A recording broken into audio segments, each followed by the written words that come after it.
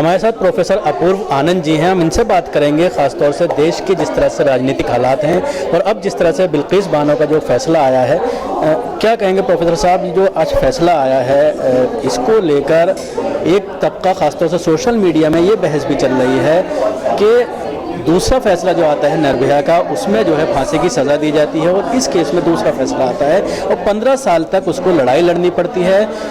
Gujarat court से जो है ट्रांसफ़र किया जाता है, सीबीआई के पास जब केस पहुंचता है और सुप्रीम कोर्ट उसमें ऑर्डर करती है और उसके बाद इंसाफ मिलता है। ये बहस एक स्तर पर जायज़ है, लेकिन दूसरे स्तर पर हमें यह समझने की ज़रूरत है कि ये दो मसले हैं। एक में उच्चतम न्यायालय इसको देख रहा है और दो अदालतें देख रही हैं। तो आप मुंबई की अदालत ने जो किया उसके महत्व को कम ना करें, क्योंकि मुंबई की अदालत का फैसला ज़्यादा मुश्किल फैसला है। दिल्ली की सबसे ऊंची अदालत का फैसला लोग पहले से जानते थे, यही होगा, इसके अलावा कुछ नहीं होगा, जिस तरह से अब हम बढ़ रहे हैं। लेकिन मुंबई की अदालत ये फैसला करेगी, यह कुछ आश्चर्य की बात थी, वो भी आज के समय 2017 में।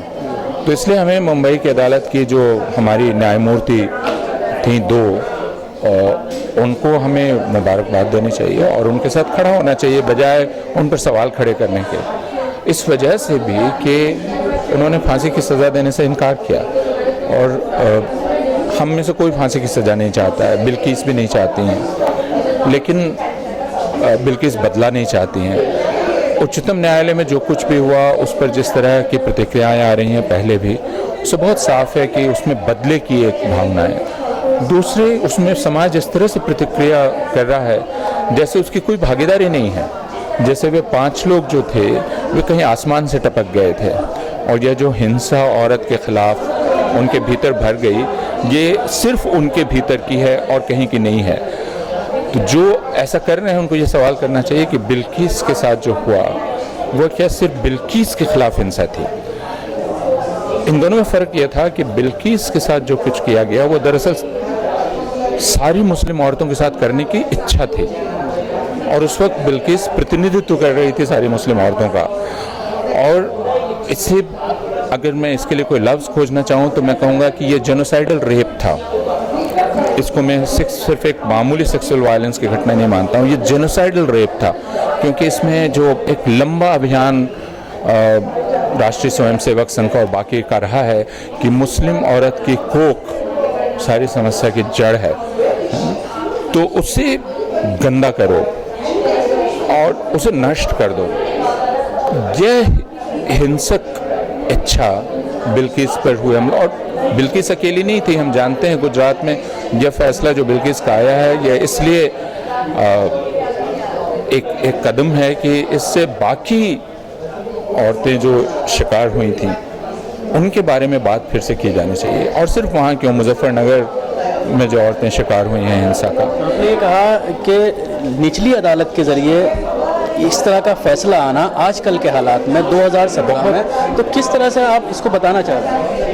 नहीं, इसलिए कि अभी अगर आप भारत भर की निचली अदालतों को देख लें तो उनका दिमाग प्रभावित हो चुका है और एक मुस्लिम विरोधी माहौल है। उस मुस्लिम विरोधी माहौल में आप न्याय के सिद्धांतों के प्रति अपनी निष्ठा बनाए रख सकें, अपनी मानवीयता बनाए रख सकें और आपको जो काम दिया गया है उस काम के प्रति ईमानदारी बनाए रख सकें, यह बहुत बड़ी चीज़ हो गई है। हालांकि ये नहीं होनी चाहिए। अगर आप एक पेशेवर वकील हैं, आप एक पेशेवर डॉक्टर हैं, लेकिन हमने गुजरात में देखा और दूसरे समय देखा कि हम अपने पेशे का धर्म भूल गए।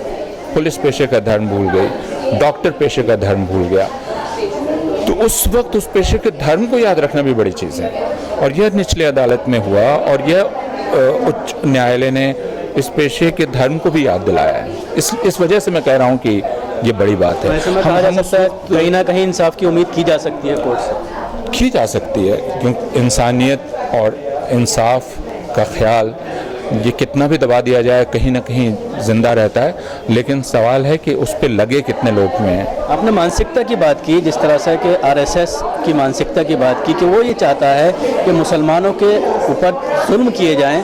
अब जिस तरह से हालात हैं, मुजफ्फरनगर फसाद अभी देखने में आया, और उसमें जिस तरह से दलितों और मुसलमानों के ऊपर जिस तरह से एक साजिश रची गई, उसका क्या?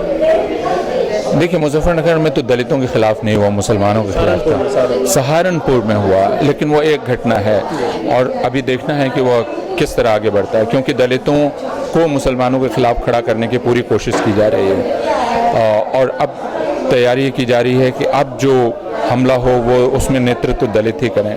तो इस रणनीति को भी समझने की ज़रूरत है, लेकिन यह बहुत स्पष्ट है कि मुसलमानों को पूरी तरह से अकेला कर देने की राजनीति चल रही है, जिसमें प्रत्येक समुदाय जो मुस्लिम नहीं है उनके खिलाफ खड़ा हो। तो हमें इस एक एक कदम यह राजनीति आगे बढ़ रही है, इसको देखने की। प्रधानमंत्री मोदी के जरिए बार बार ये कहा जाता है कि वो मुस्लिम बहनों को इंसाफ दिलाना चाहते हैं, लेकिन उनके स्टेट में 2002 में जो हुआ और उसके बाद बिल्किस का भी जैसा ये कहना है कि उसको इंसाफ दिलाने के लिए कोई भी सरकारी तंत्र जो है आगे नहीं आया, खुद प्रधानमंत्री आगे नहीं आया। देखिए, जो अभी प्रधानमंत्री या उनके दल के लोग मुस्लिम औरतों के साथ हमदर्दी जता रहे हैं, ये पिछले कई सौ सालों का सबसे बड़ा मजाक है और उसको उसी मजाक के साथ की तरह लिया जाना चाहिए, क्योंकि हम इसी व्यक्ति को देख चुके हैं 2002 में घूम घूम कर गुजरात में कहते हुए कि गुजरात में ना तो आगजनी हुई ना बलात्कार हुआ, और गुजरात के हिंदुओं को उकसाते हुए कि उनके खिलाफ ये दुष्प्रचार किया जा रहा है। यह एक मीटिंग में नहीं, गुजरात गौरव यात्रा में प्रधानमंत्री ने लगातार, जो आज प्रधानमंत्री हैं उन्होंने लगातार इसका अभियान चलाया। तो जो व्यक्ति एक अपराध को झुठलाने का अभियान चला सकता है, वो न्याय का अभियान कैसे चला सकता है? इस तरह से पूरे देश में एक हिंसा का माहौल बना हुआ है, खासतौर से गौकशी की अगर बात की जाए तो उसको लेकर एक समुदाय विशेष को न सिर्फ मुसलमान बल्कि दलितों पर अत्याचार किया जा रहा है।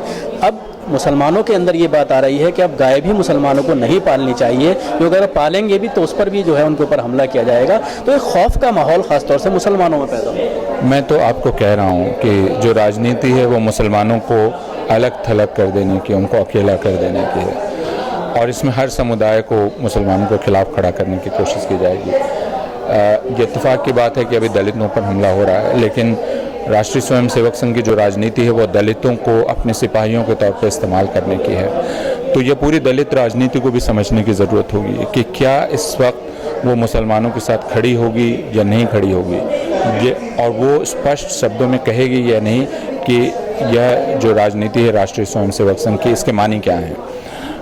खासतौर से उत्तर प्रदेश में जिस तरह से हिंसा के मामले सामने आ रहे हैं, इनके कैडर के जरिए सहारनपुर में एसएसपी के घर पर हमला किया जाता है, बच्चे उनके जो है काफ़ी चीख पुकार करते हैं। कल एक मामला सामने आया, गोरखपुर में एक आईपीएस ऑफिसर रोती हुई दिखाई दी कैमरे के सामने। तो किस तरह का ये तो देखिए, 1947 में गांधी ने एक बात कही थी, वो ये कि मुल्क गुंडों के हवाले हो गया लगता है ना। लगभग वैसा ही माहौल अभी है। तो लोगों को तय करना है, जिन्होंने इनको बिठाया है सत्ता में, कि अब ये गुंडों की मर्जी पर चलेगा। जब उनकी मर्जी होगी शांति की, शांति रहेगी, तो हम एक तरह से उन पर निर्भर हैं, है ना। हमने उनको अपना राजा बना दिया है, तो इसका फल तो भुगतना ही पड़ेगा हम सबको। सिर्फ मुसलमानों को नहीं भुगतना है, बाकियों को भी भुगतना है। शुक्रिया। ये तो प्रोफेसर अपूर्व आनंद जो बता रहे थे तफसील से कि किस सिमत ये मुल्क जा रहा है, किस तरह के हालात न सिर्फ उत्तर प्रदेश बल्कि पूरे मुल्क में जिस तरह के हालात हो रहे हैं, उसमें मुसलमानों को नुकसान पहुंचाने के लिए जिस तरह से दलितों का इस्तेमाल करने की कोशिश आरएसएस के जरिए की जा रही है, जो उसका एक हिडन एजेंडा है, उस पर वो काम करती हुई नज़र आ रही है। और कोशिश ये की जा रही है कि दलितों के जरिए मुसलमानों के ऊपर हमले कराए जाएं, और वो उसमें कहीं ना कहीं कामयाब होने की भी कोशिश कर रही, जिस तरह से सहारनपुर में जो है कोशिश की गई थी। कैमरा पर्सन हसन जैदी के साथ न्यूज़ मैक्स के लिए शकील अहमद।